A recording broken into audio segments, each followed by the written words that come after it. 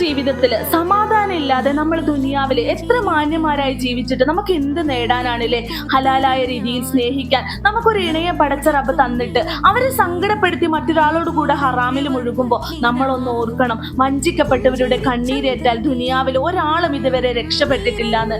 ഭാര്യ എന്ന് പറയുന്നവൾ ചിലപ്പോൾ സ്വൈര്യം തരാതെ എപ്പോഴും ശല്യപ്പെടുത്തിക്കൊണ്ടിരിക്കുന്ന ഒരാളായിരിക്കും. പരാതികള്, പരിഭവങ്ങള്, സങ്കടങ്ങള്, എല്ലാ വികാരങ്ങളുടെയും ഒരു കൂടാരമാണ്.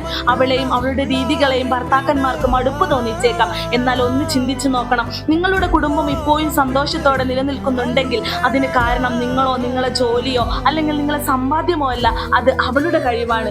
നീയും അവളുമാകുന്ന വൃക്ഷത്തിൽ കൂടുകൂട്ടാൻ ഒരുപാട് കിളികളുണ്ടാവും. സുഹൃത്തുക്കള്, ബന്ധുക്കള്, മക്കള്, മാതാപിതാക്കൾ, ഇങ്ങനെ പലരും. ഒരു സമയം വരുമ്പോൾ അവരെല്ലാം കൂട് വിട്ട് മറ്റൊരു കൂട്ടിലേക്ക് പോകും. പക്ഷെ നിലനിൽക്കുന്ന ഒന്നുണ്ട്, നിങ്ങൾ രണ്ടുപേരും. അതുകൊണ്ട് പരസ്പരം സ്നേഹിക്കുക.